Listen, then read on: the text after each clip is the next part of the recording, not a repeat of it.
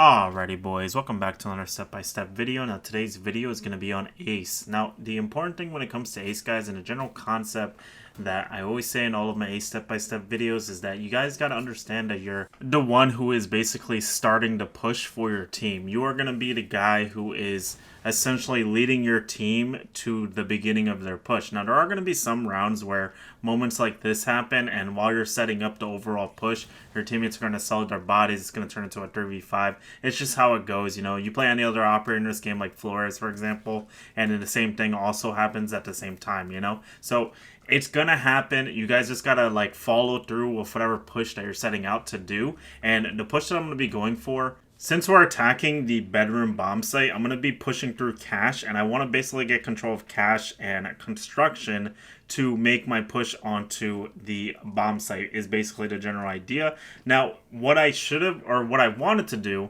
is I wanted to open up Jacuzzi with 2 of my ace charges, and then I would use my other extra ace charge on this wall that they have reinforced inside of Con here. And the reason why I would do it like that is because it's just going to create a nice like illusion that we're surrounding the bomb site, even if me myself don't actually play Jacuzzi, if that makes sense. However, since they did have it bended, I'm not going to be able to play it myself in this position. But one thing I do want to quickly mention here is that since I've gotten into cash and my teammates inside of Con in this position, and we got a kill, one really important habit to have here, guys, is that you should almost always assume that if there's not that much space getting like contested on this side of the map, that probably means that somebody's carrying the flank, which is what I predicted here, and a Fenrir ended up flanking, so I ended up getting myself a free kill. Now we're in a nice 2v2 position. There's at least one guy inside of Logi in this position, and the reason why I know that is because one of my teammates just died to him in that position. However, I notice here that my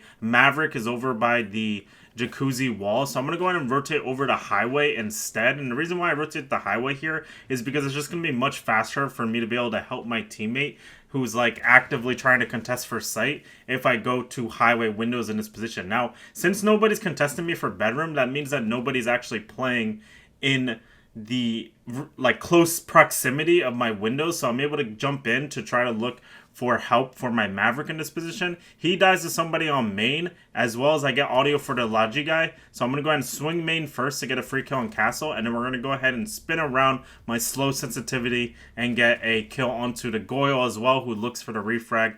And we go ahead and secure the round right there. Now I'm just going to go ahead and put this out here just because I feel like a lot of people don't know about this play where you open up the long angle for bank with ace. And the reason why I wanted to bring this up is because back in the day you used to not want to go for this with ace because you didn't have the outlines with the gadget.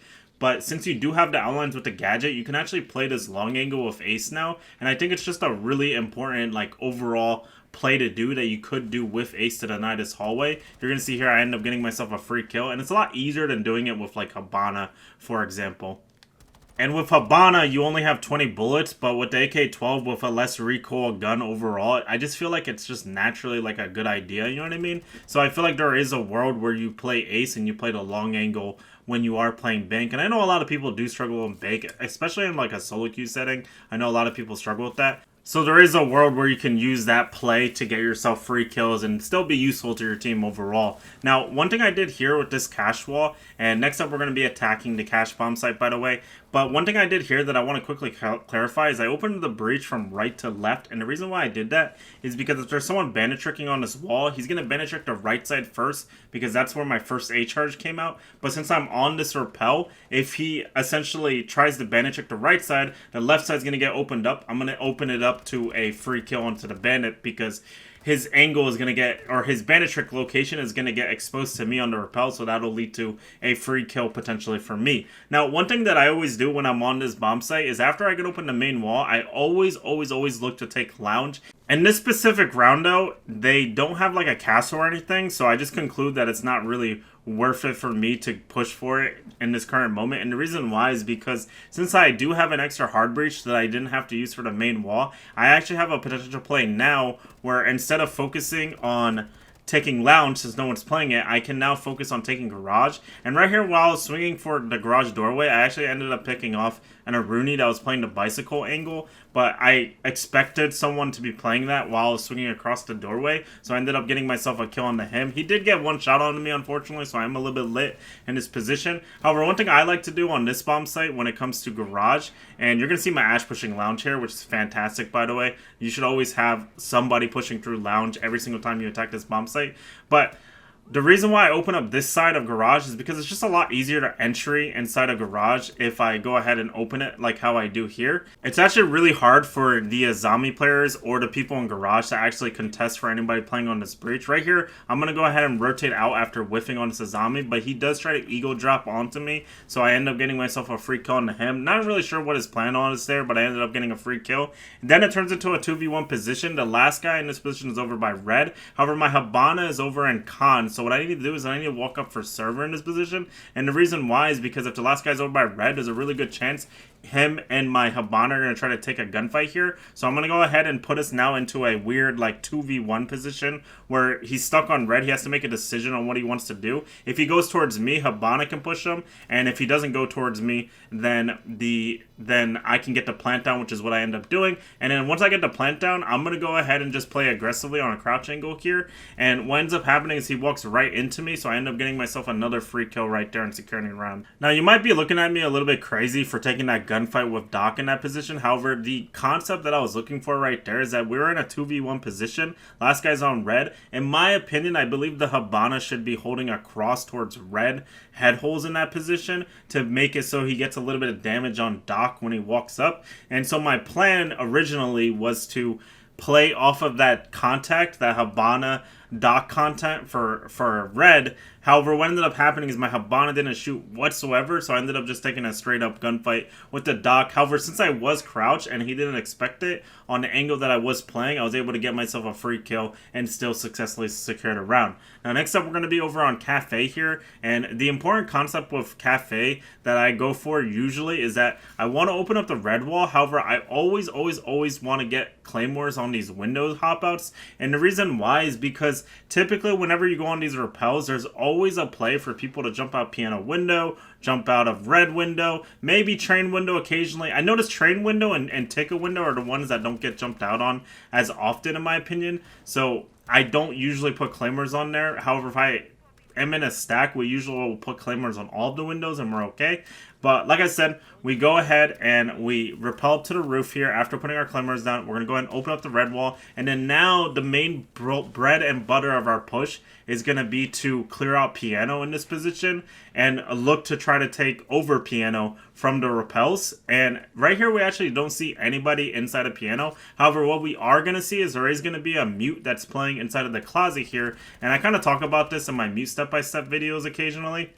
But if you don't have a zombie playing inside a piano, that means you can get on that self-repel and then wallbang for anybody playing inside of the closet. Now, what ends up happening is he actually rotated out when I went towards that window, which means that now he's either playing in Shaiko, which is the default plant position, or he's playing inside of CS, and he ends up trying to rotate away here to run back towards Freezer because I was kind of like pincering his position basically. I guess he like didn't think he could play it effectively, so I ended up running away and I ended up getting myself a free kill from Skylight. And then right here we're going to go ahead and catch another guy that was playing inside of Freezer. Honestly, not really sure what his game plan was right there, but he swung out aggressively from Freezer doorway, so we're able to get ourselves a free kill onto him as well for Skylight. Right here we're going to drone Cocktail and we're going to end up seeing Doc rotate over to the white, which actually opens up a play for me to drop Skylight and swing aggressively for the Doc. And then right here the last guy shot me from the bathroom, meaning that he is going to be over by white hallway in this position. However, he is going to unfortunately end up injuring me here. However, my Buck is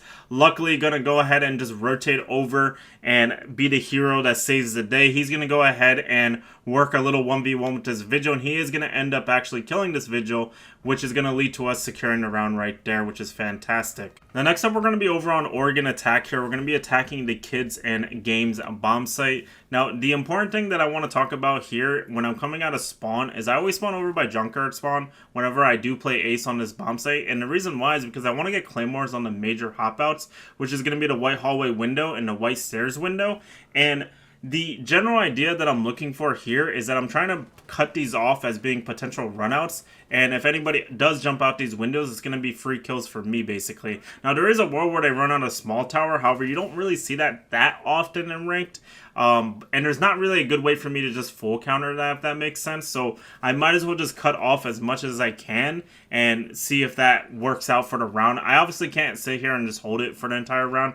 Now right here, I'm going to go ahead and upside down repel for master. And the reason why I'm doing that is because I'm looking to kill anybody that's trying to ego challenge for master. Now what's gonna end up happening here is the wall is bandited. Now I was gonna actually ace charge underneath to get rid of the bandits.